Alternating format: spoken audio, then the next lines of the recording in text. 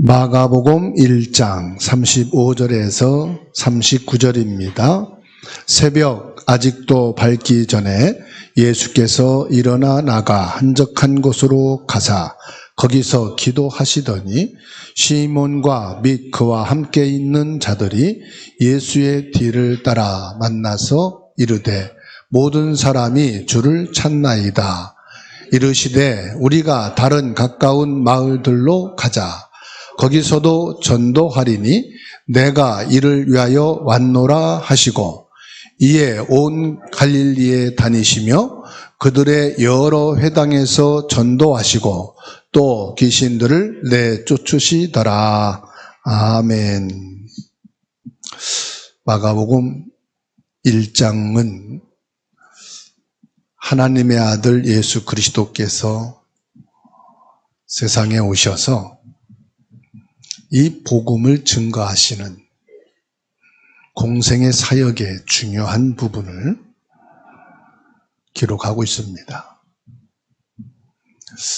첫 사람인 아담은 마귀의 시험을 받아서 무너졌지만 두 번째 사람으로 예수님께서 오셔서 마귀의 시험을 이기셨습니다. 우리에게 영원한 생명과 구원이 되시는 예수님만이 모든 죄를 해결하고 사단의 세력을 꺾고 우리에게 참 구원을 주시는 유일한 진리라는 사실을 확인시켜 주고 계십니다. 구약 성경은 구원자 메시아가 오실 것을 기다리라고 말씀하신 그림자입니다. 마지막 선지자, 마지막 대제사장인 세례 요한은 예수님이 참 구원자로 오실 것을 증거했습니다. 그리고 헤롯에게 목이 달아남으로 죽게 됐죠.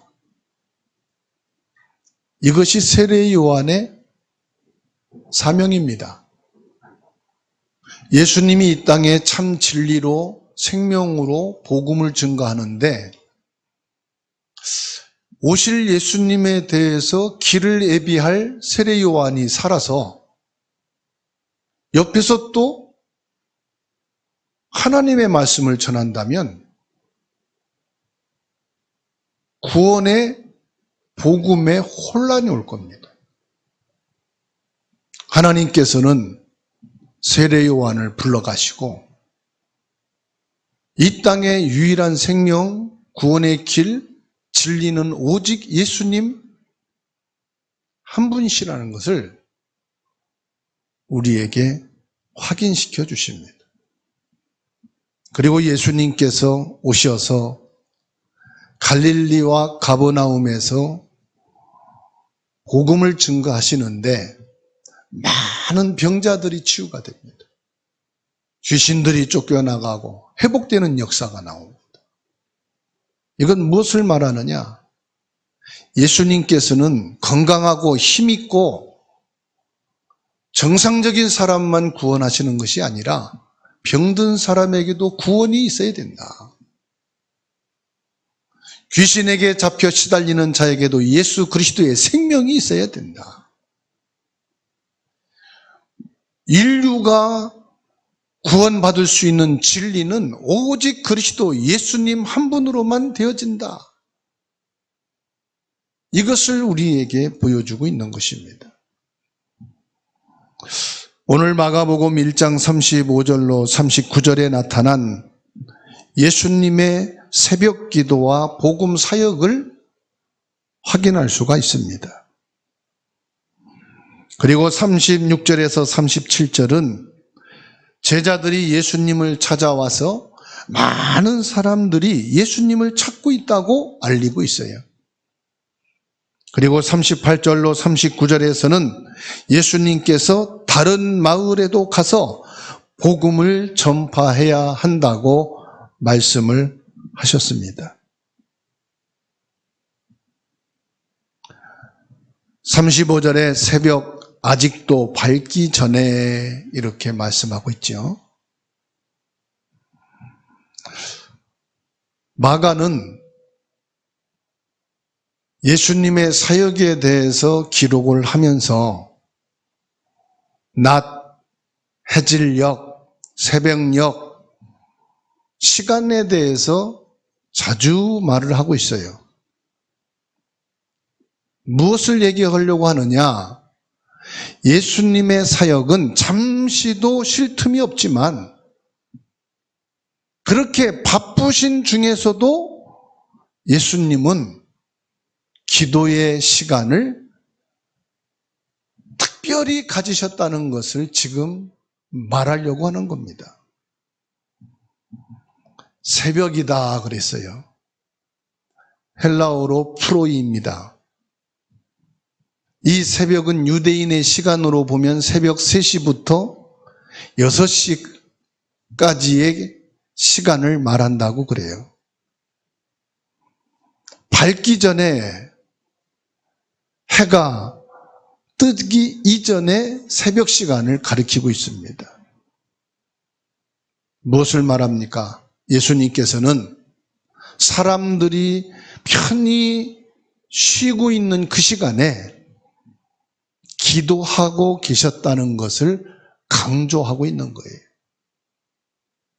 예수님이 이 땅에 하나님 나라를 이루고 복음을 증거하기 위해서 오셨지만 예수님께서는 특별히 기도의 시간을 가지고 계셨다.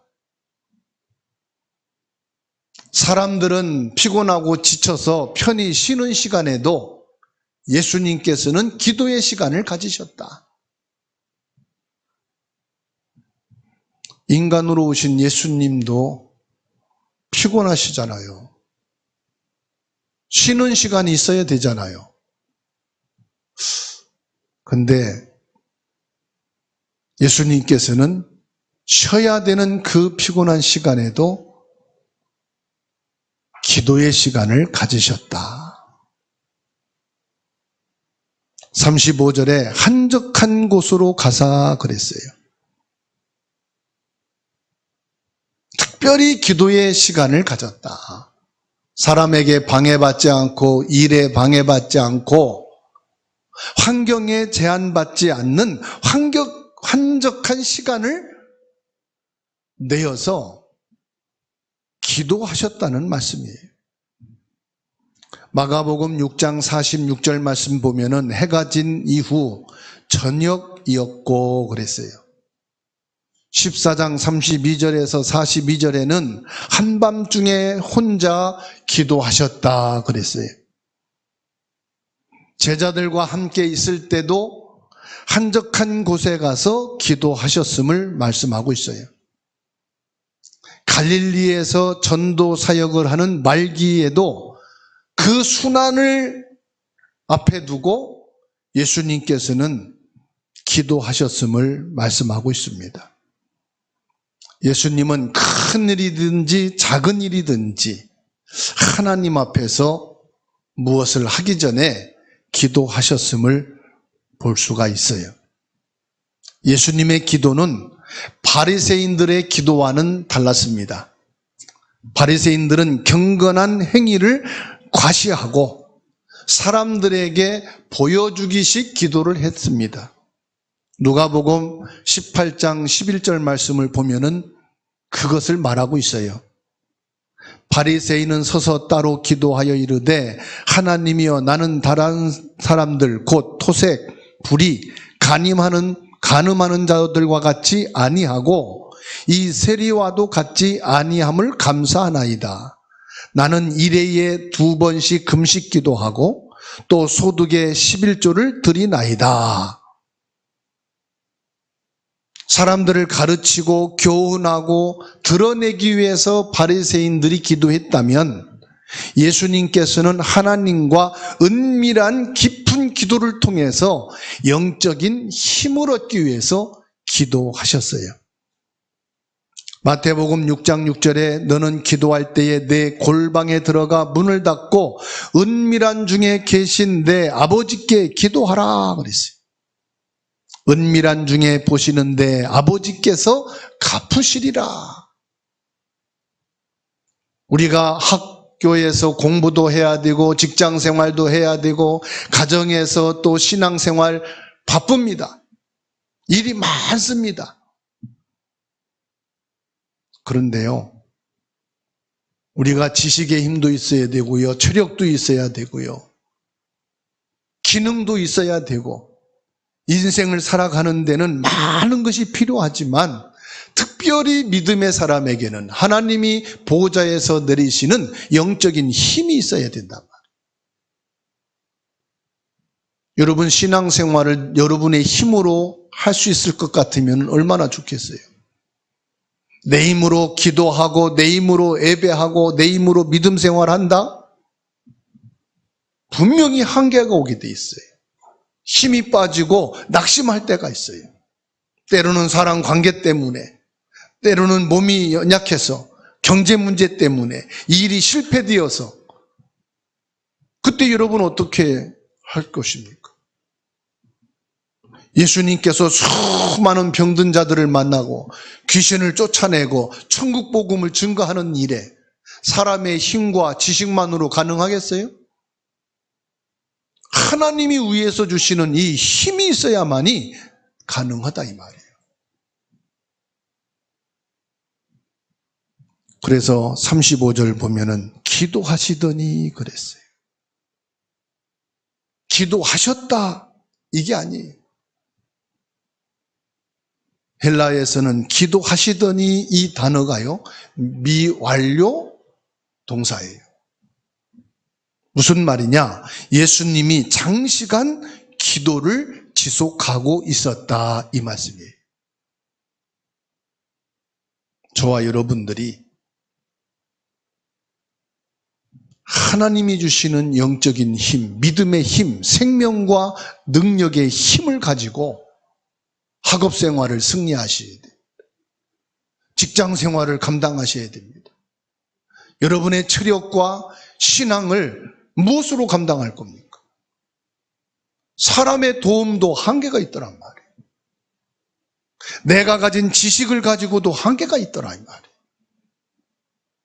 하나님이 주시는 이 기도의 힘. 그래서 예수님이 말씀합니다. 오직 성령 충만을 받으라. 하나님 주시는 이 힘을 가지고 여러분들이 믿음에 승리하시고 학업과 직장과 가정생활과 인생을 승리하게 되기를 주님의 이름으로 축원합니다. 이사야 50장 4절에 주 여호와께서 학자들의 혀를 내게 주사 나로 권고한 자를 말로 어떻게 도와줄 줄을 알게 하시고 아침마다 깨우치시되 나의 귀를 깨우치사 학자들 같이 듣게 하시도다 그랬어요. 기도를 통해서 하나님 주시는 지혜, 내 혀와 내 눈과 손과 발이 하나님의 놀라운 은혜와 응답 속에 있게 되기를 주님의 이름으로 축원합니다.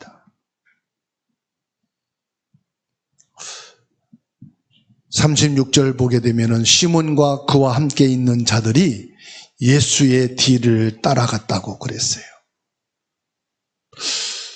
복음서를 보게 되면은 시몬 베드로가 많이 등장합니다. 물론 첫 번째로 제자로 부름받은 것도 있겠죠. 믿음 좋은 것도 있겠죠. 그런데 시몬 베드로는 다혈적인 성격을 가진 자라고 그럽니다. 성격이 급하다 이 말이죠. 그래서 가장 먼저 예수님 앞에 나서는 것을 잘한다.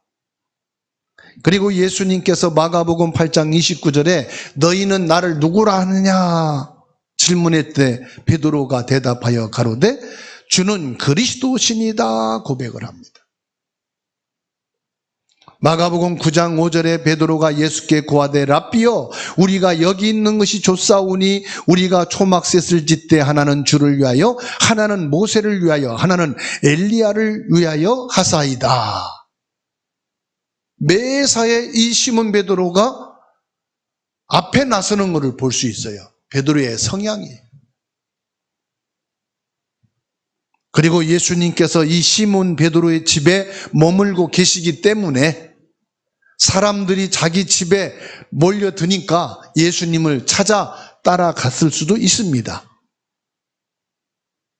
그런데 중요한 것은 예수님이 지금 새벽부터 많은 사람들의 병을 고치고 귀신을 내쫓으시는 이 속에서도 시간을 내어서 한적한 곳에 기도하고 계시는 이 사실을 보지 못하는 거예요.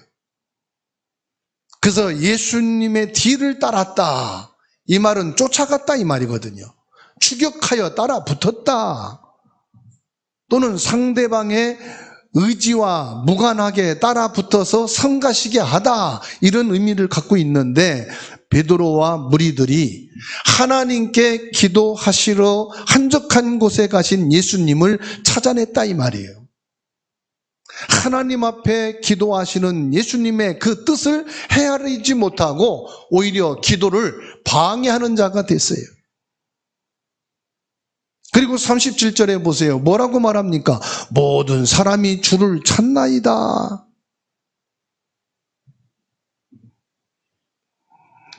많은 사람들이 예수님께 몰려오고요. 각색 병든 자들이 치유받고 귀신들이 쫓겨나가는 걸 보고 이 제자들이 더 흥분해버린 거예요. 예수님의 사역과 복음 증파에 오히려 방해가 되고 있는 거예요. 모든 사람들이 무리지어 예수님이 머무시는 그 베드로의 집에 찾아오니까 그물을 던지고 고기만 잡았던 이 제자들이요. 흥분하고 막, 와, 이런 일이 있을 수 있느냐? 과연 메시아가 오면 병든 자를 치료하고 우리의 의식주를 해결하고 참된 메시아로 오신 분이 맞구나. 착각을 하는 거 있죠. 기도하시는 예수님께 찾아와 가버나움 사람들의 열악한 환경과 모습을 보여주면서 열렬히 호응하는 그들의 앞에 말합니다. 모든 사람이 주를 찾나이다.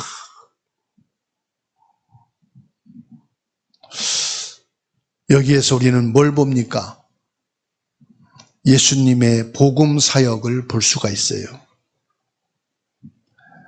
마태복음 14장 23절에 무리를 보신 후에 기도하러 산에 올라가시다 저물 때 거기 홀로 계심에 그랬어요. 누가복음 5장 16절에도 예수는 물러가서 한적한 곳에서 기도하시니라. 히브리서 5장 7절에 그는 육체에 계실 때가 어디죠? 사람으로 오셔서 이 복음 사역을 하실 때를 말하는 거예요. 자기를 죽음에서 능히 구원하실 이에게 심한 통곡과 눈물로 간구와 소원을 올렸고 그의 경건하심으로 말미암아 들으심을 얻었느니라. 모든 이 구원의 사역 십자가의 길을 뭘 통해서 감당하셨다고요? 기도를 통해서 감당하셨다.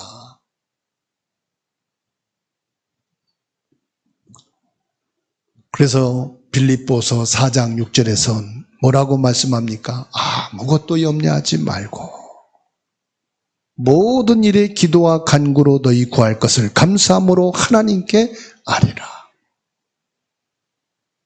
이거는 기도해도 되고 이거는 기도하면 안 되고가 아니라 모든 것을 기도로 하나님께 아뢰라. 작은 것이라고 내 힘으로 할 수 있습니까? 아니에요. 아파서 밥을 못 먹는 사람들을 보세요. 건강할 때는 무엇이나 먹을 수 있다고 생각하는데 아파서 소화를 못 시키고 이게 속에 들어오면 통증과 괴로움이 있을 때는요, 먹는 것도 내 힘으로 하는 게 아니구나. 다리가 아파서 걷지 못할 때 여러분, 한 걸음 한 걸음 뛴다는 것이 내 힘으로 할 수 있는 게 아니구나. 허리가 연약해서 누웠다 일어나는데 너무 힘들어하는 사람 보십시오. 누웠다 일어나는 것도 내 힘으로 할 수 있는 것이 아니구나. 내가 생각할 때 별거 아닌 것 같을지라도 기도로 시작하시기 바랍니다. 걱정할 필요가 없어요. 염려하고 낙심할 것도 없어요. 기도해라. 아무것도 염려하지 말고 오직 모든 일에 기도와 간구하라.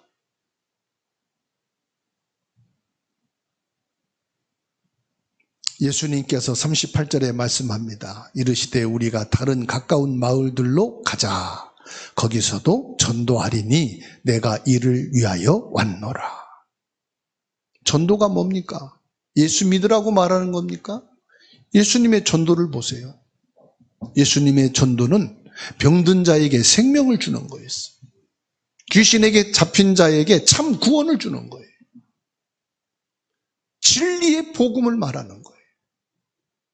예수님이 바로 생명이요, 예수님이 바로 구원이요, 예수님이 바로 진리시라. 그래서 예수 그리스도가 가는 마을마다 살아나는 거예요. 예수 그리스도가 들어가는 사람마다 치유되고 회복되는 역사가 일어나는 거예요. 예수님께서 지구에 오셨어요. 예수님께서 이 지구에 생명을 불어넣으시고 구원의 길을 여셨어요. 그래서 예수 그리스도를 영접하는 자, 곧 그 이름을 믿는 자들에게는 구원의 생명의 역사가 일어나는 거예요. 진리의 역사가 일어나는 거예요. 목사님, 나는 예수님을 영접했는데 믿는데 왜 그렇습니까? 지정의가 예수 그리스도를 사실적으로 받아들여야 돼요. 예수님이 내 안에 들어오시면은 생명이 내 안에, 진리가 내 속에 임하게 되면 질병과 상관없이 내 지정의에 확신이 생깁니다. 예수 생명이 내게 임하게 되어지면은 내 지정의 속에 뭐가 있느냐? 감사가 되고 기쁨이 됩니다. 예배가 되고 찬송이 되고 기도가 됩니다. 행복하게 됩니다. 여자를 안다, 남자를 안다는 것은 뭘 말합니까? 결혼을 아는 거예요. 결혼한 사람만이 여자와 남자를 체험으로 아는 거예요. 예수 그리스도를 이론으로 아는 게 아닙니다. 체험으로 알아야 돼. 지정의로 내가 예수를 체험해야 돼.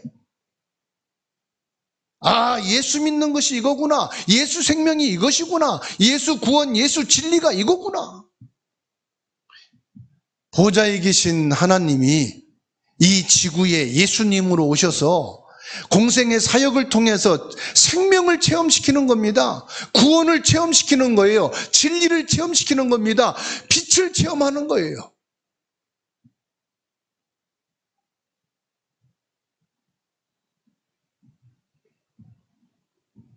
누가복음 4장 43절에 예수께서 이르시되 내가 다른 동네에서도 하나님의 나라 복음을 전하여야 하리니 나는 이 일을 위하여 보내심을 받았노라. 요한복음 9장 4절에도 때가 아직 낮음에 나를 보내신 이의 일을 우리가 하여야 하리라. 밤이 오리니 그때는 아무도 일할 수 없느니라. 밤에는 쉬는 것처럼 예수님께서 오시기 전에는 밤이었어요. 구약시대에는 뭐냐? 밤이었어요. 낮이라 이 말은 뭡니까? 신약시대를 말하는 거예요. 예수님이 사람으로 오신 때를 말하는 거예요. 복음으로 오셔서, 생명으로 오셔서, 진리로 오셔서 이 땅에 빛을 비추는 것이 낮이에요.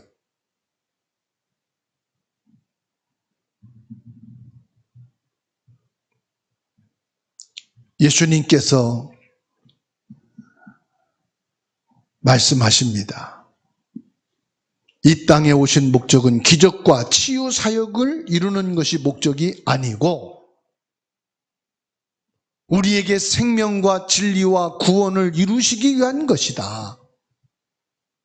이 하나님의 복음이, 이 생명이 땅끝까지 증거되어지는 것이 예수님이 오신 이유다. 유대인을 역사적으로 말할 때 헬레니즘이라고 말합니다. 이 유대인 헬레니즘의 세계관에는 기적과 이적을 통해서 인기를 얻는 거예요. 그리고 전 세계를 통치하는 강성국가를 만드는 것입니다. 그래서 예수님이 오신 이때 신인간이 많았어요. 신인간이란 말은 내가 메시아다 하는 사람들이 많았어요. 내가 구원자다 이런 인간들이 많았어요. 그래서 이 당시에 교회 안에서요, 예수 그리스도의 신성을 부인하고 오로지 이적과 기적만을 행하여서 민심을 얻고자 하는 자들이 많이 있었습니다. 마가는 지금 예수님 공생의 사역을 기록하면서 이 땅에 오신 예수님은 하나님 나라와 복음을 증거하는 전도자로 오신 하나님의 아들이시다 하는 것을 명확하게 기록하고 있는 거예요. 이적과 기사만을 행하기 위해서 온 분이 아니다. 예수님은 인기를 추종하고 많은 사람들이 열렬히 따라오는 그런 목적으로 오신 것이 아니다. 내가 왔노라 이 말은 나는 하나님으로부터 온 자다 이 말이에요. 그래서 요한복음 6장 38절에 내가 하늘에서 내려온 것은 내 뜻을 행하려 함이 아니요 나를 보내신 이의 뜻을 행하려 함이니라 그랬어요. 내가 이 땅에서 인기나 얻고 많은 사람들을 모아서 열렬히 환영받는 그것을 위해서 온 게 아니라 하나님이 뜻을 이루기 위해서 나를 보내셨기 때문에 하나님이 그 계획을 이루기 위해서 나는 왔을 뿐이다.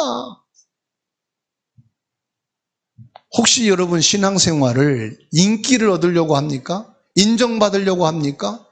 성공해가지고 봐라 내가 예수를 믿으니까 이렇게 잘됐다 너도 예수 믿고 잘되라 그러려고 예수 믿습니까?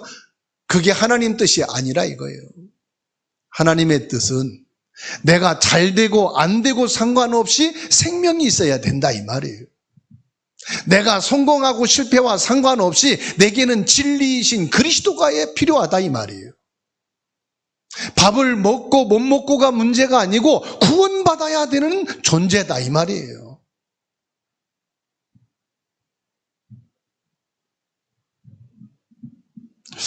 예수님 당시에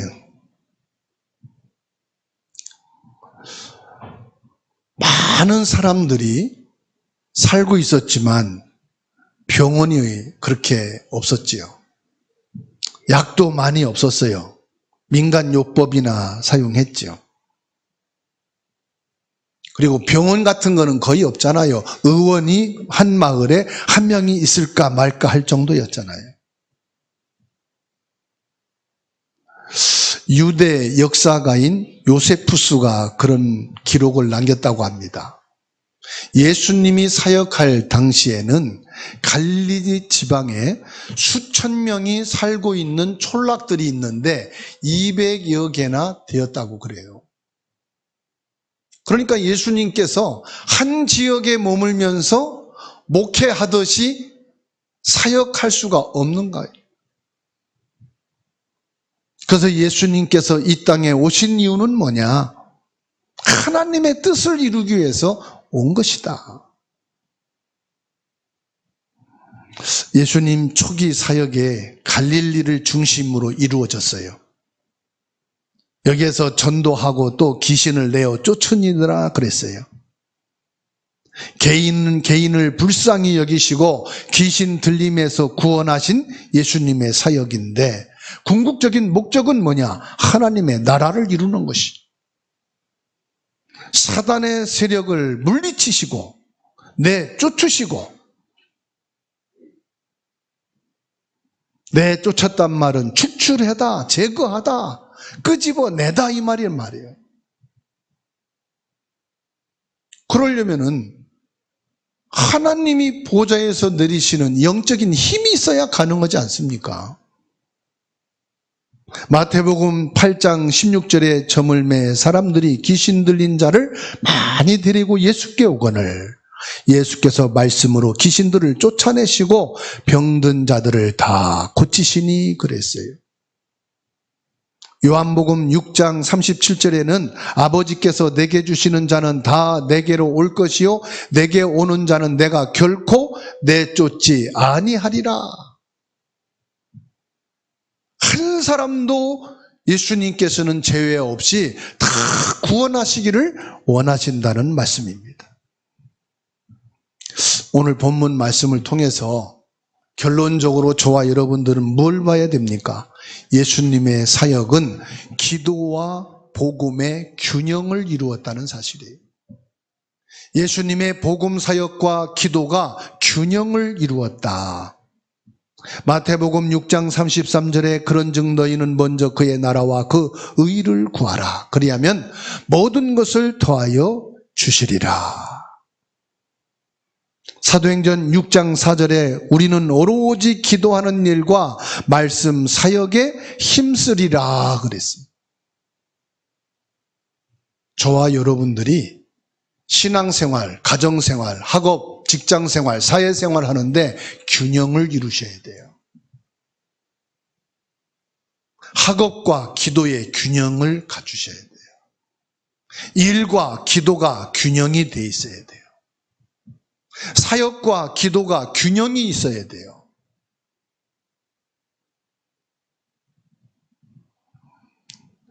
이사야 40장 31절입니다. 오직 여호와를 앙망하는 자는 새 힘을 얻으리니 독수리가 날개치며 올라감 같을 것이요 다른 박질하여도 곤비하지 아니하겠고 걸어가도 피곤치 아니하리로다. 여러분들이 가정생활, 직장생활, 사회생활, 신앙생활 모든 생활이 여호와 하나님을 앙망하여 얻는 새 힘을 가지고 있어야 정상으로 지속될 수가 있다는 말씀입니다. 지금은 밥 생각이 없다고 밥을 안 먹고 일을 계속하면은 지치고 힘이 없어서 모든 일을 중단하게 돼 있어요. 그래서 때가 되면 배가 고프지 않아도 밥을 먹어주는 거예요. 저와 여러분들이 신앙생활을 잘하는 것도요, 기도의 힘이 있어야만 감당할 수 있는 거예요. 가정생활도 마찬가지, 학업도 마찬가지. 인생을 사는 데에는 그것도 잘해야 되지만 기도의 힘이 필요하다. 예수님이 지금 그것을 우리에게 보여주고 계시는 거예요.